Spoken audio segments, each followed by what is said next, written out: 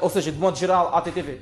Muito obrigado, Clemente Carlos. Agradecer pela presença e fazer chegar aquilo que é a minha saudação a todos aqueles que se encontram em casa e saudar também aqueles que fazem possível este programa e que todo Moçambique esteja neste preciso momento junto a nós para que possamos analisar e averiguar Moçambique. Muito bem, por falar em Moçambique, daqui a pouco vamos trazer algumas imagens daquela que foi,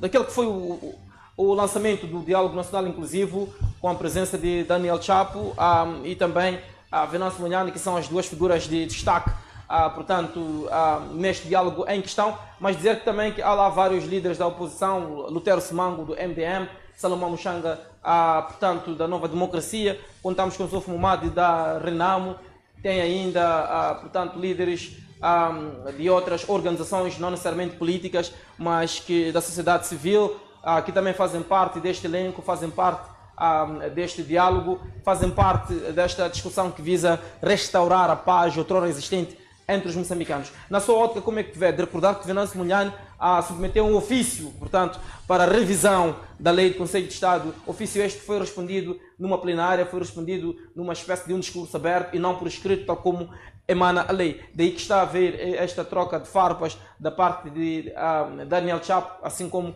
o maior líder da oposição, Venâncio Mondlane, devido a esta situação já criada. Na sua ótica, como é que vê esta situação? Quais são as possíveis saídas para isto? E poderá este imbróglio causar ou não um mal-estar entre as partes? Olha, primeiro nós temos que compreender a gênese deste diálogo, não é? Qual é a origem deste diálogo? Será que é um propósito do partido em que governa este país trazer este diálogo para os moçambicanos, ou este diálogo advém daquilo que foi a revolta popular que Moçambique vivenciou após as eleições? Aí vamos compreender a natureza do diálogo em que se pretende e a qualidade de diálogo em que se pretende para com que os moçambicanos tenham aqui aquilo que é a sua vitória. Qual é o diálogo que se pretende, então? Olha, primeiro dizer que o diálogo ele é bem-vindo em todos os setores, nas nossas casas, na sociedade, nos mercados, no setor formal, no setor informal, nós sempre temos que dialogar. Mas nós temos que compreender a gênese desse diálogo, porque se eu sento com alguém, é porque realmente quer resolver um determinado assunto. Agora, se alguém esforça-me a sentar com alguém, provavelmente este diálogo não vai fluir na qualidade em que se merece. Porque nós temos que compreender aquilo em que é a gênese do Partido Frelimo. Como é que Frelimo surge como partido, não é? Aí vamos compreender se realmente este partido teve em algum momento uma visão de dividir aquilo em que é o Estado moçambicano com os demais atores políticos. Em 1962, na formação do Partido Frelimo, antes existiam 3 movimentos. Nesses 3 movimentos, infelizmente, eles estavam dispersos e isto não facilitava aquilo em que era a luta contra o colonialismo português. Porém, esses 3 movimentos uniram-se. Mas quando esses 3 movimentos unem-se, tiveram aqui aquilo que é um ponto a ser referenciado. Após nós ganharmos a independência neste país, vamos às eleições para trazer aqui aquilo em que é um Estado de direito democrático. Isso, infelizmente, não aconteceu. Não aconteceu, por isso que mais tarde nós vimos o que aconteceu aqui em Moçambique, a Guerra dos 16 anos. Ou seja, é um partido que dificilmente ele aceita sentar, ouvir e pôr em prática aquilo em que se precisa para melhorar a qualidade de vida neste país. Não sendo deste jeito, acaba trazendo aqui aquilo que é a desestabilidade para o bem-estar deste diálogo. Porque neste diálogo todos nós já sabemos o que se precisa para mudar Moçambique.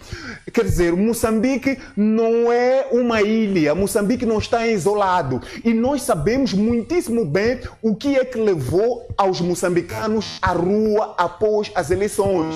A má qualidade de vida, a questão da fraude eleitoral, a questão da partidarização do Estado moçambicano, a questão da partidarização dos órgãos de justiça deste país, a partidarização dos órgãos de soberania deste país.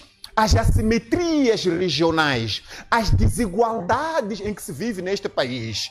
Em suma, é sabido por todos nós o que é necessário para mudar o quadro histórico deste país. Não quero eu aqui dizer que o diálogo é desnecessário. Não, é pertinente, temos que ir ao diálogo, mas nós já sabemos quais são as linhas mestras em que nós devemos alinhar nelas, devemos abraçar para trazer aqui resultados satisfatórios para o povo moçambicano. E não pode haver aquilo que é a mediocracia dentro deste diálogo. Por quê? Porque a questão da mediocracia separa aquilo em que é o extrato social, ou seja, aquilo em que são o nível de indivíduos que lá vão se fazer presente. Porque nós temos que ter todas as camadas sociais, nós temos que ter todos os estratos sociais dentro deste diálogo, a partir do camponês, operário, até o alto magistrado da nação, para cada um destes atores colocar aquilo em que é o seu pensamento. Então, não podemos nos limitar em trazer pensamentos unilaterais, porque isto vai limitar aquilo em que é a questão da representação daqueles em que se encontram lá no posto administrativo, aqueles que se encontram lá fora daquilo em que provavelmente seja o enquadramento social deste país. Então, nesta onda, nesta ótica, nós compreendemos que este diálogo em algum momento é uma oposição, é uma questão do imperativo da sociedade civil para com que este diálogo ele venha acontecer. Olha, se nós olharmos para aquilo que é o preâmbulo do Partido Frelimo, quando as eleições, ou seja, quando em 1975 Moçambique torna-se independente, nós compreendemos que antes disso, em 62, que o Partido Frelimo é um partido pró-leninista, é um partido comunista, é um partido que tem uma visão do bloco da esquerda. Quer dizer, nós compreendemos aqui que é um partido que tem uma visão unilateral, tem uma visão de não querer compartilhar o bem público com os demais atores políticos. Então, não será hoje que o Daniel Chapo vai aparecer e vai facilitar a vida de um verdadeiro opositor político, porque nós temos lá alguns outros opositores políticos, temos o homem do MDM, temos o homem da Renamo, temos alguns outros atores políticos, mas nós temos que compreender qual é a relevância dos demais outros atores políticos dentro desta conferência que ela vai se materializar. É preciso que nós tenhamos indivíduos em que vão apertar o sistema para trazer resultados para os moçambicanos, porque não pode somente só... Agora não tem a capacidade, a pujança suficiente para fazer esta pressão que se pretende? Olha, eles são os signatários de 5 de março, são homens em que tiveram aquilo que é o seu protagonismo, mas nós temos que compreender aqui uma coisa antes, Clemente Carlos. Na altura, quem deveria participar são os indivíduos que tiveram maior número de votos. Certo. Neste caso, o Venâncio Mondlane, de acordo com o Conselho Constitucional, foi o número 2. Então, automaticamente, dava-lhe aquilo que é o caminho livre para chegar até lá. Mas depois mudou-se de filosofia, colocou-se o segundo partido mais votado. Então, aí já vai o presidente do segundo partido mais votado. Neste caso, que é o Forquilha. Já não se torna o Venâncio Mondlane.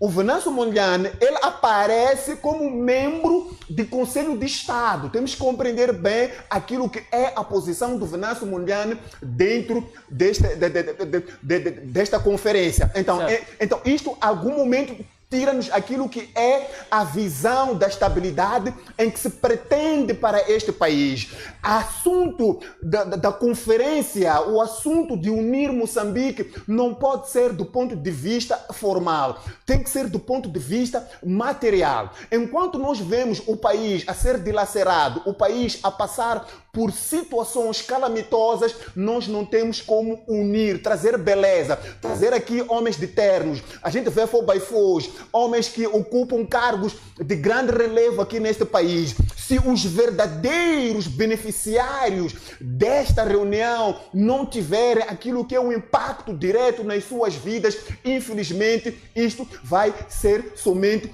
um teatro. Porque nós temos que compreender aqui uma coisa, Clemente Carlos.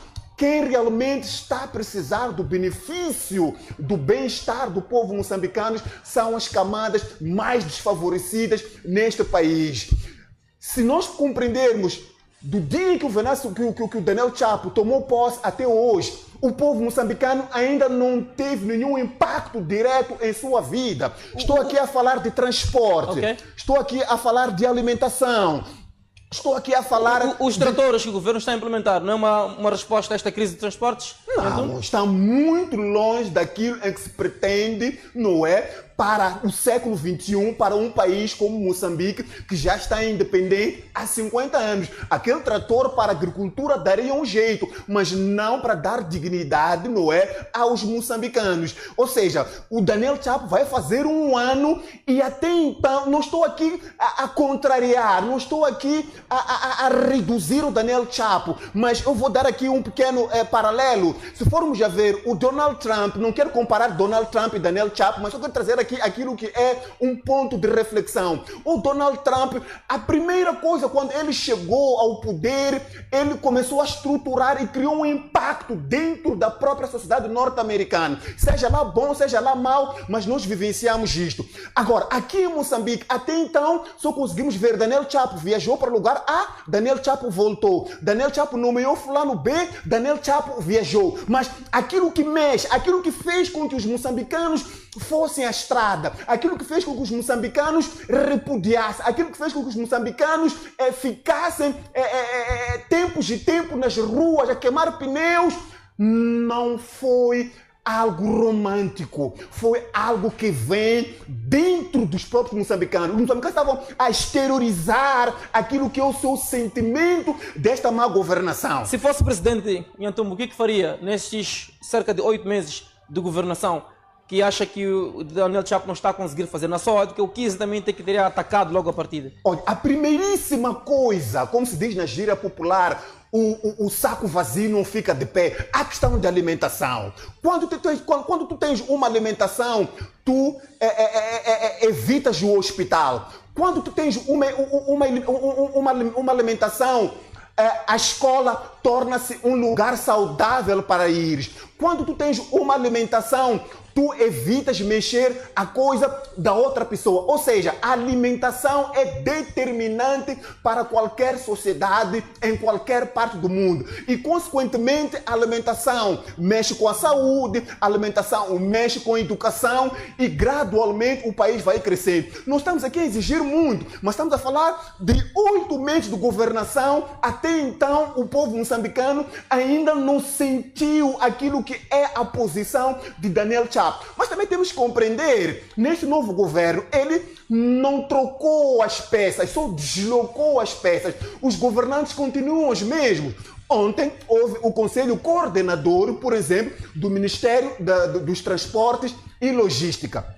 Na agenda deste Conselho Coordenador não aparecia a temática dos tratores, não aparecia a temática das linhas aéreas do Moçambique. Então, estamos aqui a tratar de que assunto no Conselho Coordenador, onde não aparece na agenda, na temática, a questão da tratorização do Moçambique e a questão da LM. Qual é o assunto que está-se a tratar que não impacta diretamente aos moçambicanos? Estiveram lá vários quadros, como o antigo ministro, o Mesquita, o Paulo Zucula e os demais outros homens do saber do Ministério do Transporte e Logística, e em contrapartida aquilo que está a mexer com a estrutura dorsal dos moçambicanos não está sendo tocado. Então, nós compreendemos aqui que esta governação ainda está muito longe daquilo em que se pretende para os moçambicanos. Daqui a nada fecha um ano, vem ali a seguir mais um ano e o tempo lá se vai e os resultados não estão a ser